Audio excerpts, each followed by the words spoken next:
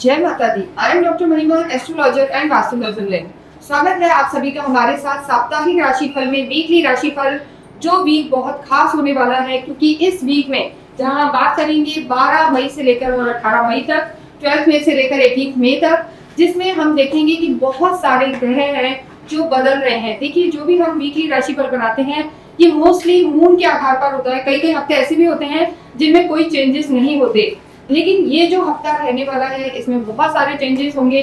Moon तो हर 2.25 दिन में बदलते ही हैं, लेकिन इसके साथ साथ देखिए, अगर हम बात करें तो जो सूर्य है सबसे पहले और गुरु है ये बदलेंगे 15 तारीख को। दोनों ही 14 की लगभग आप ये मान लीजिए 14 और 15 के बीच में इनका प्रभाव आना स्टार्ट हो जाएगा। इसके बाद अगर हम बात करते हैं राहु और केतु की, राहु और केतु भी इसी वीक में 18 तारीख को बदलेंगे। तो ये जो वीक रहने वाला है एस्ट्रोलॉजिकली यानी जन्म कुंडलियों के हिसाब से लोगों की बहुत ज्यादा इंपॉर्टेंट है और इसका प्रभाव सभी की राशि पर पड़ने वाला है। तो यहाँ पर हम देखेंगे कि मेष राशि पर इन चीजों का क्या प्रभाव पड़ेगा, कैसा रहेगा मेष राशि का ये पूरा भी हफ्ता। उससे पहले यहाँ पर हम इनका चार्ट देख लेते हैं। देखिए, जो मेष राशि है इनके जो लॉर्ड होते हैं मंगल है। फर्स्ट हाउस में इनके बुध और सूर्य विराजमान है। लास्ट वीक में हमने आपको बताया था कि बुध का गोचर हुआ था 7 तारीख को। सेकेंड हाउस में इनके गुरु है जो यहाँ से 14 तारीख को चेंज होंगे, प्रभाव 15 से दिखने लगेगा। फोर्थ हाउस में इनके मंगल विराजमान है और मंगल नीच के चल रहे हैं, मंगल यही रहेंगे। इसके बाद सिक्स हाउस में यहाँ पर केतु विराजमान है और जो त्रिग्रही योग हम कहते हैं वो इनके 12th हाउस में बना हुआ है। तो ये इनका चार्ट है जो हम वीक की शुरुआत कहते हैं, यानी 12 तारीख को। और 12 तारीख को जैसे हम साप्ताहिक राशिफल में देखते हैं, चंद्रमा इनका सप्तम में रहने वाला है, यानी तुला में स्टार्ट होगा चंद्रमा, यानी इस हफ्ते की जो शुरुआत होगी उसमें जो चंद्रमा की स्थिति है इनके 7th हाउस में रहेगा। तो स्थिति अच्छी रहने वाली है। जैसे ही ये वीक स्टार्ट होगा मेष राशि वालों के लिए क्या चीजें रहेंगी ये हम आपको बताएंगे। और सूर्य, गुरु, राहु, केतु 4 ग्रह यहाँ पर चेंज होंगे और चंद्रमा तो डेफिनेटली होंगे ही। चंद्रमा इस पूरे ही हफ्ते तुला में, वृश्चिक में, धनु में और लगभग एंड में मकर में गोचर करते रहेंगे। तो इन सब चीजों का आपके जीवन पर क्या प्रभाव पड़ेगा ये यहाँ पर आप देखेंगे। देखिए, आपको कैसे पता लगे कि आपकी मेष राशि है, तो आप अपनी कुंडली खोलें और जहां भी आपका चंद्रमा है वहां अगर नंबर 1 है यानी 1 नंबर लिखा हुआ है तो जो आपकी राशि है एरीज है, मेष है। और जो ये वीडियो है ये आपके के लिए है। ज्यादातर हम जो वीडियो बनाते हैं ट्रांजिट के आधार पर बनाते हैं कि हर हफ्ते या हर दिन क्या क्या चेंजेस हो रहे हैं, लेकिन मैं हमेशा कहती हूँ कि इनके साथ आपको अपनी कुंडली का भी अवलोकन करवाना आवश्यक है। आपकी खुद की कुंडली में ग्रह कैसे हैं ये भी देखना जरूरी है। हम सभी जानते हैं कि मेष पर अभी 7.5 ही चल रही है। देखिए, शनि जब भी चंद्रमा से 12वें घर में होते हैं तो आपकी 7.5 स्टार्ट हो जाती है। हालांकि पुरानी बात है, 29 मार्च से स्टार्ट हो चुकी है, तो इस हफ्ते भी उसका प्रभाव रहेगा। शुक्र और राहु अभी भी आपके 12th हाउस में ही है। सबसे पहले अगर हम यहाँ पर बात करें आपके स्वास्थ्य की, तो स्वास्थ्य के हिसाब से हम हमेशा आपके फर्स्ट हाउस को देखते हैं। इम्यूनिटी आपकी कैसी रहेगी, चाहे वो आपकी इम्यूनिटी फिजिकल लेवल पे हो या आपकी मेंटल लेवल पे हो। कई लोग बहुत स्ट्रेस ले लेते हैं, चाहे शरीर कितना भी हट्टा कट्टा हो, लेकिन मानसिक तनाव इतना हो जाता है कि कुछ कर ही नहीं पाते। तो यहाँ जो आपकी स्थिति बनी हुई है, आपकी जो लग्नेश है, अभी देखिए मंगल, वो इस समय नीच के होकर आपके शुभ भाव में बैठे हैं। तो मंगल राशि है आपकी, मतलब मंगल आपके लॉर्ड है, एनर्जी वाला ग्रह होता है ये, लेकिन अभी नीच के चल रहे हैं तो कहीं ना कहीं थकान महसूस कर सकते हैं। थोड़ा सा कुछ काम करेंगे और टायर्ड फील करेंगे या हद से ज्यादा एग्जॉस्ट रहेंगे इस हफ्ते। देखिए, अभी जो गुरु की स्थिति है वो आपके 3rd भाव में है गुरु, और इसके बाद गुरु आपके पराक्रम में आ जाएंगे, यानी 15 तारीख से आप थोड़ा सा पॉजिटिव फील करेंगे। हालांकि जो चंद्रमा की स्थिति है, चंद्रमा शुरू में ही आपके 7th भाव में है, सीधी दृष्टि है, तो चंद्रमा का केंद्र में होना, 7th भाव में होना आपके स्वास्थ्य के लिए अच्छा रहेगा। मानसिक तनाव रहेंगे लेकिन आप फिर भी उसको मैनेज कर लेंगे। बाकी ओवरऑल देखें तो किसी भी तरीके की स्वास्थ्य को लेकर बहुत ज्यादा कोई दिक्कत यहाँ पर नजर नहीं आ रही है। उसका बहुत बड़ा रीजन है कि बुध आदित्य योग हफ्ते के शुरू में यहाँ पर बना हुआ है। सूर्य भी अपना स्थान बदलेंगे और सूर्य देखिए अभी मेष में ही उच्च के होकर चल रहे हैं, और जब सूर्य आपकी लगन में है तो एनर्जी भी रहेगी। हालांकि मंगल उसको खराब करेंगे, लेकिन बुध आदित्य योग आपको बहुत अच्छे एक पॉजिटिव ऑरा में रखेगा। बस आपको फिजिकल लेवल पे ये ध्यान रखना है कि आप थकान आपको हो सकती है, थोड़ा बॉडी एक हो सकता है, सिर में दर्द हो सकता है, ये समस्या आपके साथ बनी रह सकती है। तो इसको आप थोड़ा सा मैनेज करें। और जो हफ्ते का हम कहेंगे 14 तारीख रहेगी, 13-14 तारीख जो रहेगी, उस समय आपके चंद्रमा ज़रूर आपके अष्टम में चले जाएंगे, यानी वृश्चिक में चंद्रमा आ जाएंगे। देखिए कहा जाता है कभी भी गोचर में चंद्रमा अगर चौथे, 8वें, 12वें में आते हैं तो अच्छे फल नहीं देते।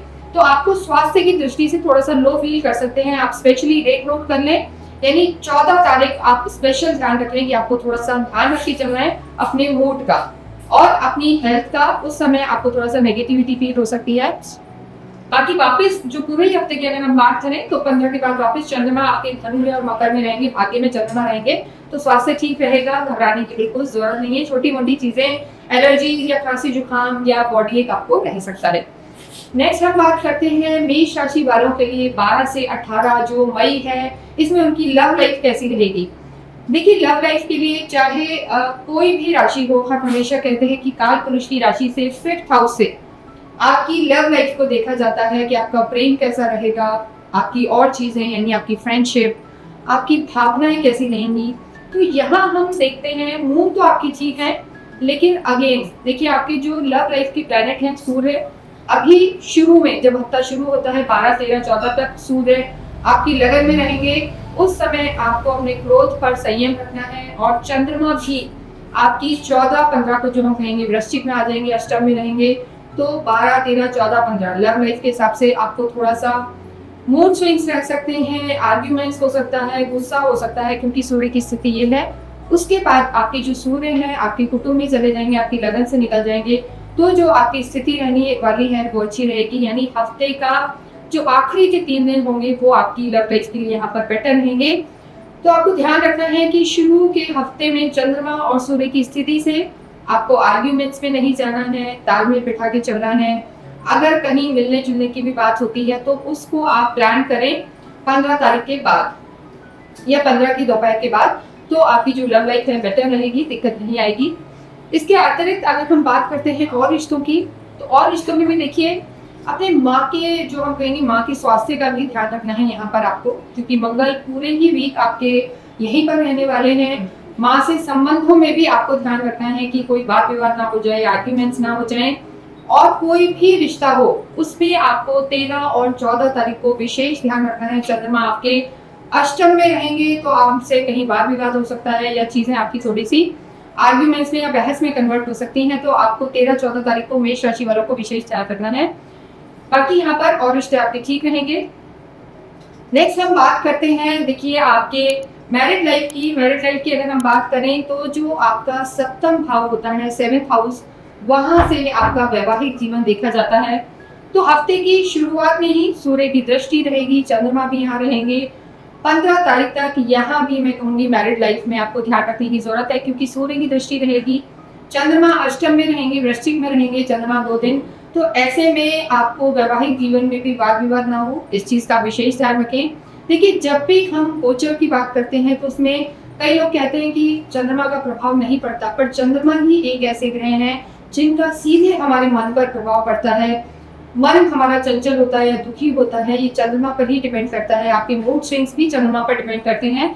तो वृश्चिक में आपके चंद्रमा रहेंगे 13-14 तारीख को, तो इस समय वैवाहिक जीवन में भी आर्ग्यूमेंट हो सकते हैं, सूर्य की दृष्टि भी रहेगी, तो उस समय वाद विवादों में ना जाए। बाद में देखिए अगर जब सूर्य यहाँ से निकल जाएंगे और गुरु आपके पराक्रम में आ जाएंगे, तो अब जब गुरु आपके पराक्रम में आ जाएंगे तो गुरु की जो सीधी दृष्टि है हम कहेंगे आपकी यहाँ पर रहेगी, तो वैवाहिक जीवन में जो परेशानियां मेष राशि वालों को 7:30 के बाद से स्टार्ट हुई थी कि आपस में आर्गुमेंट हो रहा था, दिक्कतें हो रही थी, वो सब अब इस गुरु के गोचर के बाद आपकी दूर होगी, क्योंकि जो गुरु की दृष्टि रहेगी, फिर दृष्टि ये आपके वैवाहिक जीवन के लिए बहुत बहुत अच्छी रहने वाली है। तो आप ईमान की चले कि 15 के बाद से 16, 17, 18 का जो समय रहेगा ये वैवाहिक जीवन के लिए बहुत बेहतर रहने वाला है। मेष राशि वालों के लिए आप घूमने फिरने जा सकते हैं, एंजॉय कर सकते हैं, और घर का माहौल भी आपका अच्छा रहेगा। जिन लोगों का विवाह नहीं हुआ है उनके इसके बाद से देखिए अगर आप कुछ करना चाहते हैं, कोई प्लान करना चाहते हैं विवाह को लेके, तो ये समय आपके लिए अच्छा रहने वाला है।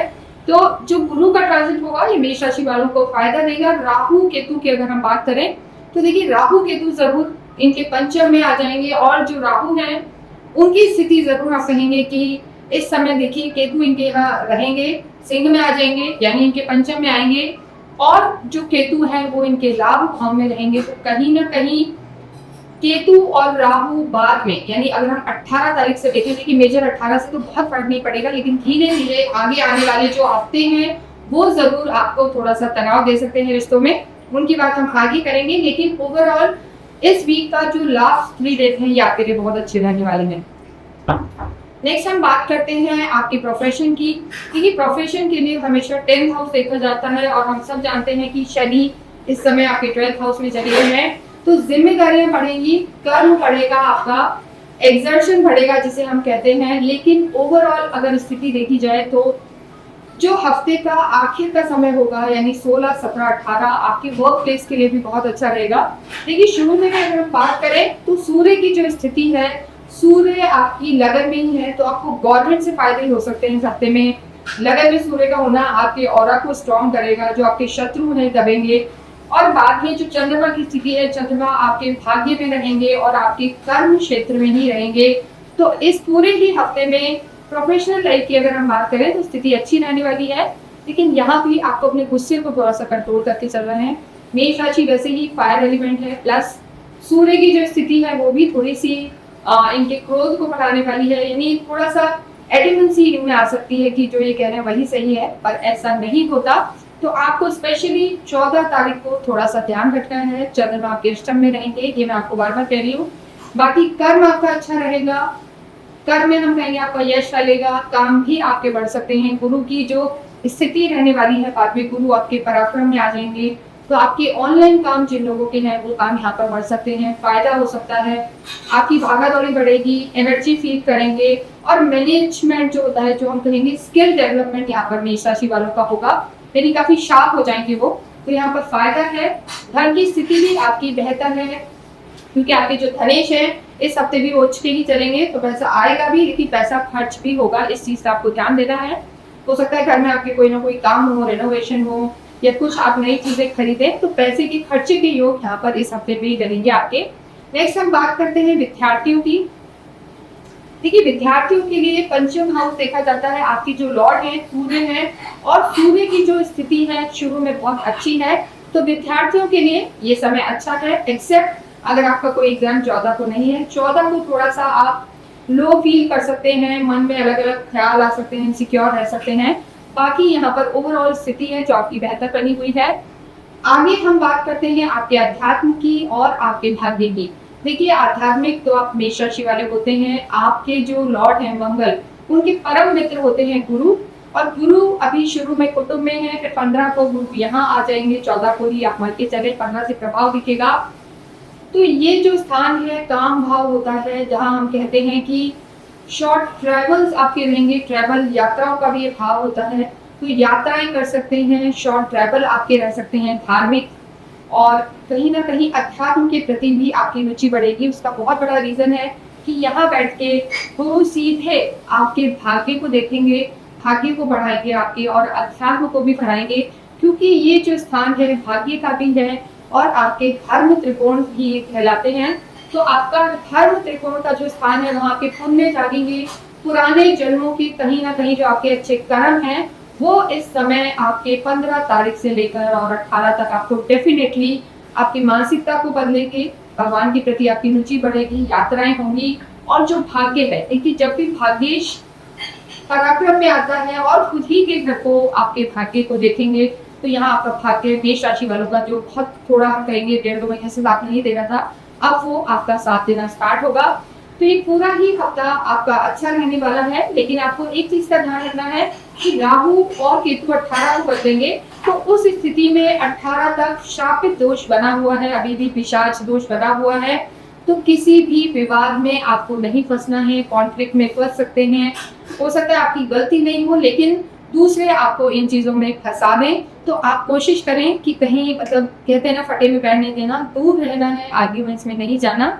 उसके बाद आपका समय बहुत बहुत अच्छा रहने वाला है। पूरे ही हफ्ते आपको हनुमान जी की पूजा जरूर करनी है, लॉर्ड हैं आपके और नीच के भी हैं, तो हनुमान चालीसा और बजरंग बाण आप अवश्य करें। शनि मंदिर आपको जाना ही है, 7:30 चल रही है। और पूरे ही हफ्ते अगर हो पाए आपसे तो अवश्य आप शिव परिवार को भी जल चढ़ाएं। इसी चंद्रमा की स्थिति है उसमें आपको काफी लाभ होगा। इसके अतिरिक्त अगर आप हमसे कोई जानकारी चाहते हैं तो हमसे संपर्क कर सकते हैं।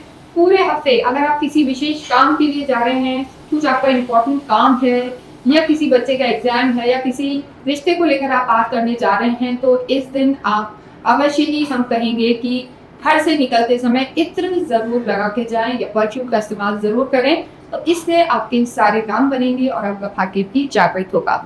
इसके अतिरिक्त अगर आपकी कोई क्वेरी है तो आप हमसे संपर्क कर सकते हैं। कमेंट बॉक्स में अवश्य ही राम रामचंद्र राम मतलब लिखें। अच्छा।